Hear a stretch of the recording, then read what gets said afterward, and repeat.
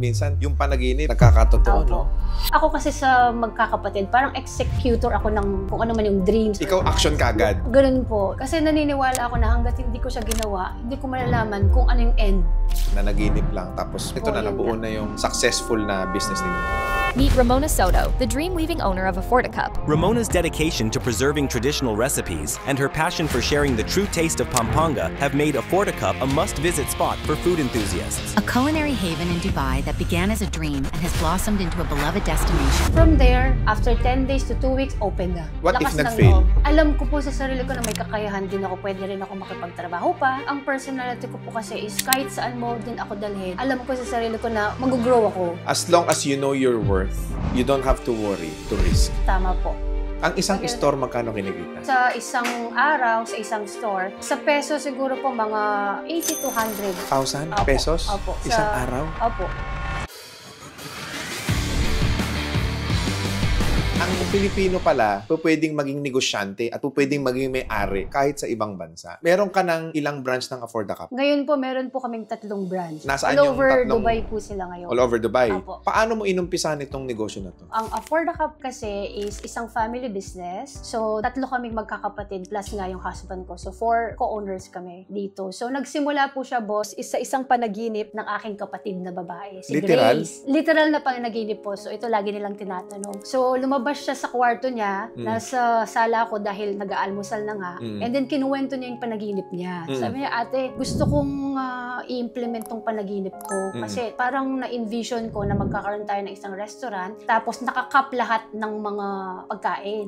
Ako kasi sa magkakapatid, parang executor ako ng kung ano man yung dreams. Ikaw, action kagad. Oo, kasi So, kung sila may naisip, ikaw galaw. ganun po. So, kaya nga din sila nag-ask sa akin ng mga advice din minsan at kung anong dapat gawin. Right. Tapos dun na niya naisip na punta tayo sa mga metro station dito sa Dubai. So ako naman po noon is 3 months pa lang post sa panganganak. So sabi ko, sige, tara, hanap tayo ng pwesto.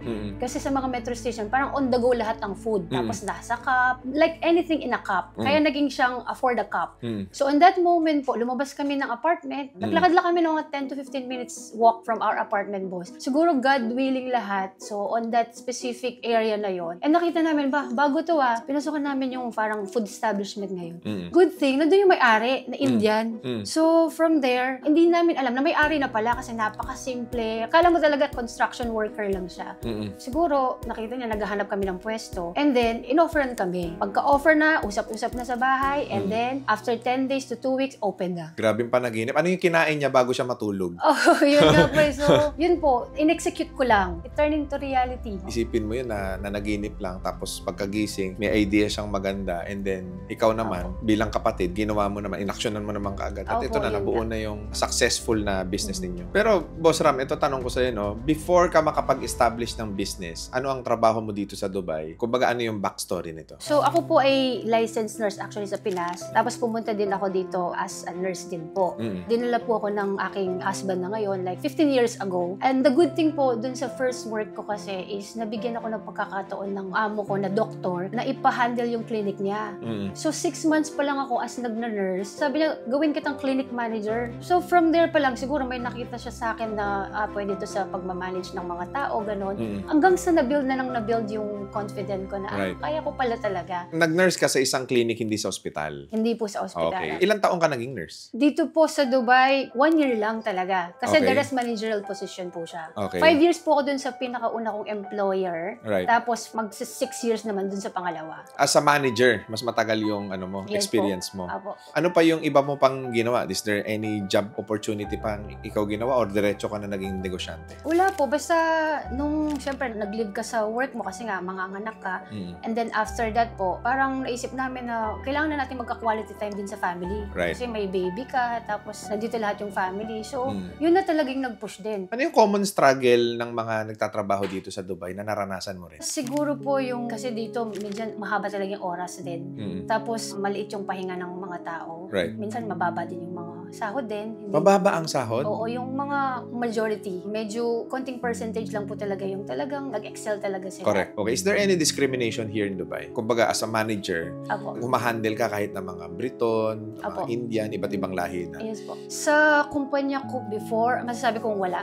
Pero sa iba po may mga naririnig ako na meron din po. May mga discrimination. Opo. Ikaw ba, bilang nag-stay ka dito for how many years? Siguro magpe-15 years na po. In 15 years, ano yung pinakamahirap na experience mo dito sa Dubai? Ako, real talk lang po talaga, Boss RDR. Siguro napaka-blessed ko po na hindi po ako talaga nahirapan naman. Okay. Kasi po pagdating ko dito, kasi nga nandito yung fiancé ko noon, ang dali ko naman po nakakuha ng work Right. din. Imagine after 6 months, na-promote na ng clinic manager. Correct. So, pero nafe-feel ko rin po yung mga paghihirap din ng mga kapwa ko dito. So, do you recommend na sa mga kababayan natin na nag-aasam na mag-abroad, highly recommended mo ba ang Dubai na puntahan nila? Yes po. Bakit? Napaka-dynamic po ng Dubai. Napakagandang country, napaka-safe, and lahat accessible. At nagbibigay talaga ng opportunity para makapag-start ka. Sa palagay mo ba dito ka na magre-retire? Sa Pilipinas pa rin. Uuwi ka pa rin? Uuwi pa rin po. Bakit ganun? Maganda na buhay mo rito, bakit uuwi ka pa ng Pinas? Siguro po dahil banyaga pa rin po tayo dito. And syempre, yung pusong Pinoy pa rin tayo. So, syempre, babalikan natin kung saan yung mga kalaro natin before, yung mga Yes. kamag-anak, yun po. Right. So, nabanggit mo kanina na madali dito. Paano ba ang process magtayo ng negosyo dito sa Dubai kung ikaw ay isang Pilipino? Napaka-importante po na dapat mayroon kang license. Oo, kasi para legit yung pag-distribute mo, lahat po, napaka-importante po nun. Anong So, license? License ng business mo po mismo. Okay, so paano ka magkaka-license ng business? Dito po kasi, pupunta ka sa mga services na inatas ng government dito. So, pupunta ka, mag-a-ask ka sa kanila, Dubai Economic Department, DED ang tawag. Gusto kong magtayo ng ganitong business. Kakausapin mo sila. I-advise ka nila, ganito yung proseso, ano bang pangalan ng gusto mong business? And ano yung scope ng business mo? And i-arrange nila kung ano yung eksaktong gusto mo doon. Correct. So, from there po, i-reserve nila yung name mo, Right. magbabayad ka ng konting fee Right. sa kanila, and then kakaroon ng approval. After nun, pagkakuha mo na ng approval, sunod-sunod na po nun. Hanggang makuha mo na kung sino i-declare mong partner din, kung ikaw lang ba, or may mga kasama ka, lahat na po nun. Susunod ka lang sa gusto nila. Right. Siyempre, may mga fees din. And then, siguro after 24 to 48 hours, meron ka ng license.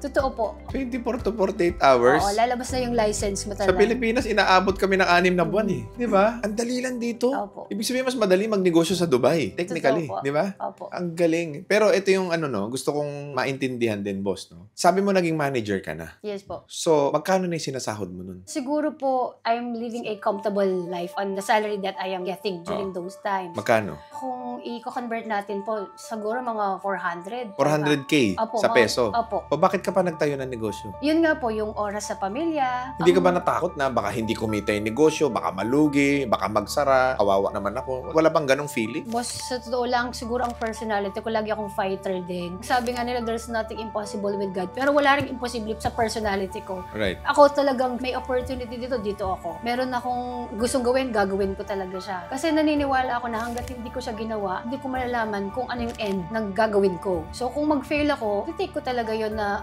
okay, hindi na ako uulit kasi hindi siya para sa akin. Alam ko po sa sarili ko na may kakayahan din ako. Pwede rin ako makipagtrabaho pa. Pwede din akong magnegosyo. So ang personality ko po kasi is kahit saan mo din ako dalhin, alam ko sa sarili ko na mag-grow ako. As long as you know your worth, you don't have to worry to risk. Tama po. Because you know your value. Opo. Ang galing nun. Di ba? Kung alam mo naman na ikaw ay may kapabilidad, Yes. ikaw ay talented, Opo. ikaw ay mahusay sa isang bagay na talagang pinag-aralan mo, pinag-usayan mo, Opo. wala kang ikatatakot eh. Walang Opo. risk sa buhay. Mhm. Di ba? Opo. Technically, kung ikaw ay merong certain skill set. So, napaka-importante na dapat mong i-develop ang sarili mo. Totoo po. Very, very important yan. Kasi, and lahat ng mga nakakasalamuhan nating tao, natututo tayo dyan. Walang hindi. Correct. So, lahat yan mayroong sa atin, impact. Janitor man yan, kahit sa CEO ng company, alam mo, natututo po tayo. And naniniwala po lagi ako doon. And the good thing about four of us sa Afford the Cup po is, ang ganda ng skill ng bawat isa po. Correct. Like kami po ng husband ko, more on operations. And yung isa kong kapatid, chef naman siya, si Grace ngayon. Accountant siya sa Pinas, pero Right. chef siya dito. So yun doon naman yung field niya. Yung isa ko namang kapatid, si Jobs, sa marketing naman siya. Right. And yung husband ko naman, dahil architect siya, sa construction naman ng kung anong pwesto ang kukunin namin. May kanya-kanya talagang ginagawa. So, ang dali rin po namin na-achieve yung mga gusto namin namin gawin. So yung Afford the Cup ngayon, meron ng 3 branches. Yes po. Lahat ito company-owned o may franchise na? Kaka-franchise lang po namin like 2 months ago. So may franchisee ka na? Opo, may nagtiwala, kabalen din namin sa Pampanga. May franchising na pala dito sa Opo. Dubai, di ba? May franchisor. Opo. Ayan, so First franchise po namin. yung mga kababayan natin, pwede ba sila mag-franchise niyan? Pwede po. Okay. Ang ano po kasi ng Afford the Cup, yung concept niya or model niya sa Dubai is walang nang gagawin yung magpa-franchise. Wala nang sakit ng ulo. Kasi naranasan na po namin kasi yung mga challenges. Oo. So ang gusto namin iparanas sa magpa-franchise, which is magiging partner din namin sa business na to. Kasi brand namin parehas. Pag handover namin ng franchise is the following days, kikita na siya. Mag-generate na ng income yung shop niya. Dahil, Ipo-provide na namin lahat sa kanya. tapos mag-ooperate na siya. Yes So po. automatically, dahil operational lang, may income na. Mga That's ilang right buwan po. ang turnaround time niya? Siguro yung mga isang buwan, sir. Ang isang Okay. store, magkano kinikita? Sa isang araw, sa isang store, 80 to 100. 1,000 Opo, pesos? Opo. Sa high peak po yun ha. Siyempre may Oo. mga low peak tayo. Like for example, kung ano yung tinda mo, like kami, Right. more on dessert, halo-halo. So siyempre, Eh kung pag mag 50K ka na lang eh, mag 30K ka na nga lang per day eh. Opo. Makukuha mo pa rin yung operational expenses mo. Ibig sabihin, ganun kalaki ang kita. So meaning to say, kumpara dun sa nag-risk ka as a manager nurse, Opo. tama, inalisan mo yung trabaho mo, nagnegosyo ka, mas malaki pa ngayon ang kinikita mo. Boss, nasa stage din kami kasi ang Afford the Cup is magti 3 years pa lang. Nandun pa rin naman kami sa process na talagang nag-invest pa rin po kami ngayon. Hanggang ngayon. Opo, hanggang ngayon. Kasi binibuild talaga namin yung brand. Yes. Kumukuha pa kami ng mga tao. Right. Pero the good thing po is nag-roll na yung pera. Business, Opo, oh. yung business din. Maraming salamat sa iyo, Boss Ramona. At Salamat din po. nakaka-inspire na dating nurse, ngayon ay may-ari na ng 3 store dito sa Dubai. Thank you po. And nakaka-proud bilang Pilipino. So huling tanong ko sa iyo, proud ka ba na Pilipino ka? Very proud po. Baka meron kang gustong batiin, pasalamatan, lalo na yung mga kapatid mo at yung asawa mo. Binabati ko lang po yung lahat ng mga suki namin sa Afford the Cup. And syempre, yung mga co-owners ko, kapatid ko si Grace, siya talaga yung pinaka-head ng lasa ng Afford the Cup. Si Jobs na particular sa marketing and syempre yung husband ko. And lahat ng buong family and lahat po ng mga staff namin. Mahal na mahal po namin kayo and na-appreciate namin kayo palagi. Sa lahat ng interesadong mag-franchise, paano kanila kukontak? Pwede po kayong tumawag sa 055-416-2829 kung meron po kayong inquiries about franchising Afford the Cup. Yan. Social media account? Facebook account, Afford the Cup lang po, i-type nyo. And then sa Instagram, Afford the Cup din po. Alright. Maraming salamat, Ma'am Ramona. And Salamat grabe, din po. again, sobrang inspiring, sobrang galing ng Pilipino. So, nava-validate talaga how talented Filipinos are. Muli, maraming salamat sa inyo mga boss and God bless sa inyo lahat.